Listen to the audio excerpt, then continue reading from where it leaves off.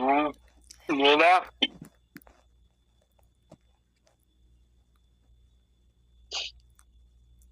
ይወዱኛል እየሰማሽ ነው አይደል? ይወዱኛል፣ ይስሙኛል፣ ይረግጡኛል።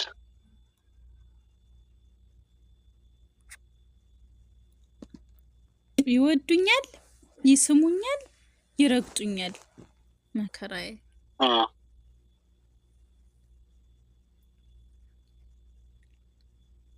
እኔ እንጃ ውዴ፣ እኔ እንጃ። አያዋሽም።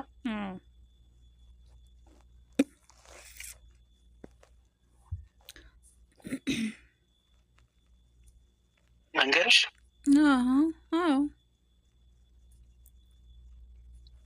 ሲጋራ ናት። ይወዷታል፣ ይገዛታል፣ ከዛ ይስሟታል፣ ከዛ ይረጋግጧታል ማለት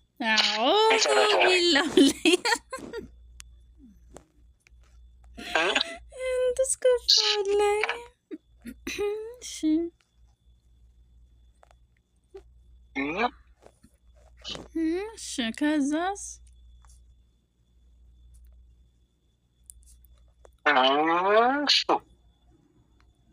ሌላ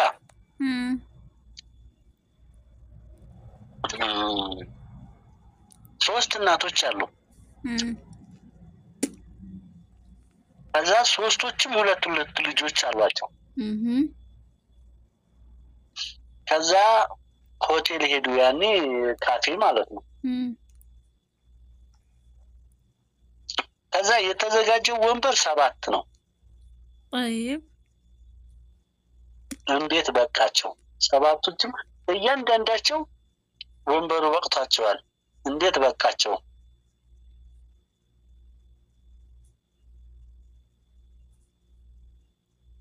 ይሄንን እኮ የሆነ አስታውሳለሁ። የሆነ እናት ልጅ የልጅ ልጅ ግን ከዛ በኋላ ያለው ጠፋኝ።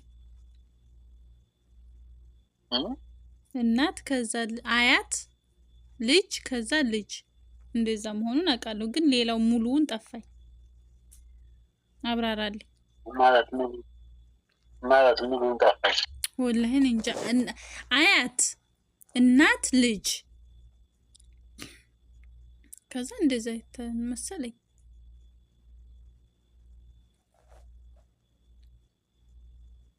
እኔ ያልኩት እንዴት በቃቸው ነው። እንደዚህ ሆኖ እንደዚህ ነው፣ እንደዚህ ስለሆነ ነው ብለሽ አስረጅኛ።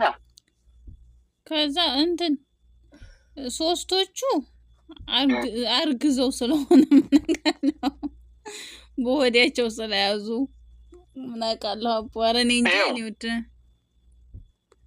እንጀርሽ 3 እናቶች ናቸው። ከዛ ሁለት ልጆች አሏቸው። طيب በቁጥር ስንት ናቸው? 9 ማለት ነው። እና ወንበር ደግሞ 7 ነው። እንዴት በቃቸው ነው።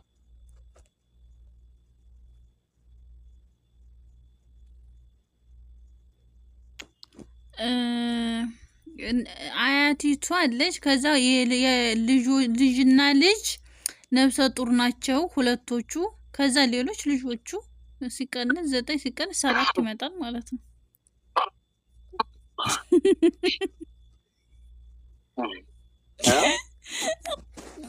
ውዴው ላይ አትሳደብ እንዴ! እኔ ያለማወቅ ታዲያ ምን ላድርግ?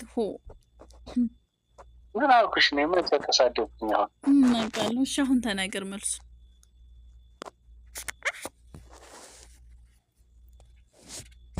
አያቲቱ አያት አልሻት አይደል? አንዷ አያቲቱ 2 ልጆች ወለደች። 3 ማለት ነው አይደል? طيب እነሱ 2 ልጆች ወለዱ። እነዛ ደግሞ ሁለቶቹ ማለት ነው የአያቲቱ የተወለዱት እናቶቹ 2 ሲወርዱ አንደኛይቱ 2 አንደኛይቱ 2 ሲወልዱ 4 ማለት ነው። 4 እና 3 ስንት ነው? 7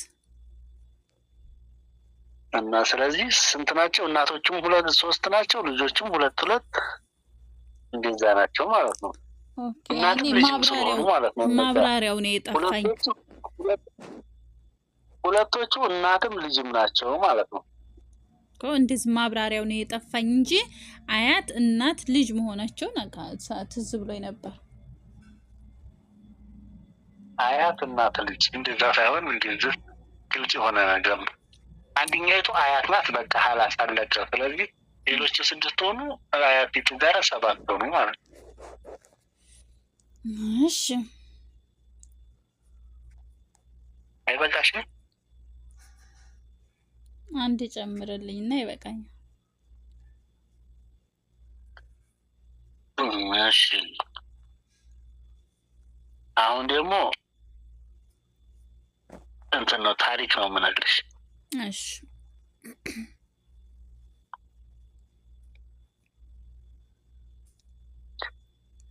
እንጎራሪቶች ነበሩ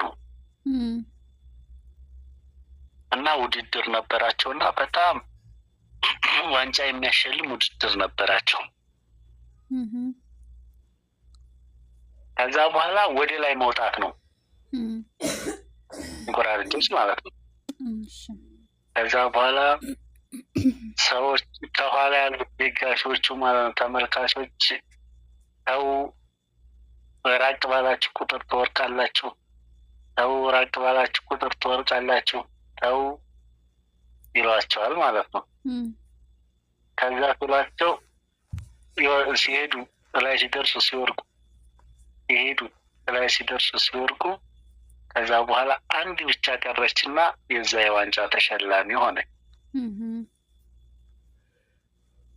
እና ከዛ በኋላ ለምንድን ነው በምክንያት ነው ሌሎች ወርቀው እሷ የዋንጫ ተሸላሚ ልትሆንበት የቻለችው መንገድ ምንድን ነው ተብሎ ተጣራ። ዋንጫው ሲሸለም ማለት ነው። ከዛ በኋላ እሷማ ሁለቱም ጆሮዋ አይሰማም ነበረ እና ለዛ ነው ኔጌቲቭ የሆነ ወሬን ስለማሰማ ነው። በነዛ በሰዎቹ ምክንያት በዛ ከኋላ ባሉት አካሎች የእነሱን ምንም ነገር የሰማቸው ነገር ስለሌላት ማለት ነው። እነሱ ግን ያንን ነገር ባዳመጡ ቁጥር ያኔ ከፍ ስንል ልንወርቅ እንችላለን እኮ እያሉ ውስጣቸውን እንትን ይላሉ ማለት ነው። እና ስለዚህ ከግባቸው ለመድረስ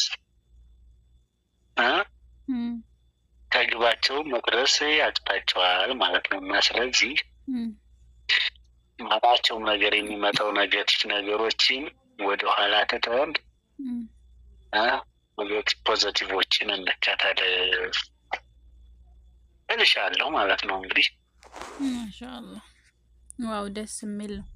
ገጠመኝም ነው ትምህርትም ነው አስተማሪም ነው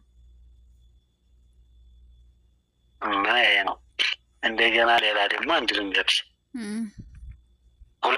ሁለት ወንድማማቾች በአንድ ላይ ይሄዳሉ እና ከዛ በኋላ ትንሽ ወንድሙ መሳሪያ ይዟል፣ ትልቅ ወንድሙ መሳሪያ ይዟል። ከዛ ትልቅ ወንድሙ ከፊት ይሄዳል፣ ትንሽ ወንድሙ ደግሞ ከኋላ ይሄዳል።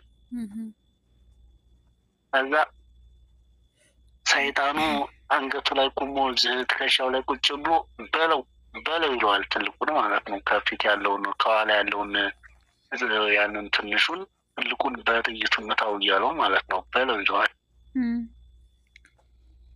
ከዛ በኋላ አሁንም ዝም አለ። አሁንም መልሶ ሲሄድ ደግሞ አሁንም በለው ይለዋል። ከዛው ትከሻው ላይ ቁጭ ብሎ በጆሮ ማለት ነው። ከዛ ሲለው ወንድሜ አለው። አቤት አለ። ኧረ እዚህ ጆሮ ላይ ትከሻ ላይ ቁጭ ብሎ በለው የሚለኛል አንተን ምናምን አለው። አለህ እንዴ አለው። አዎን አለኝ አለው። ና ቶሎ ከፊት ሆን አለው።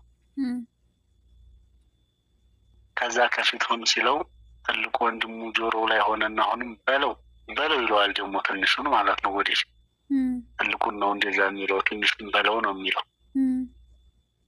ከዛ ሲለው አሁንም ደገመና በለው ሲለው እዛው ላይ ቃታውን ዛብ አድርጎ ያንን ሸይጣን ይፈታረገው ነው። ለምን ማለት ነው? ይሄ እንግዲህ ትልቅ አስተዋይ ነው። ብዙ ነገር ያውቃል።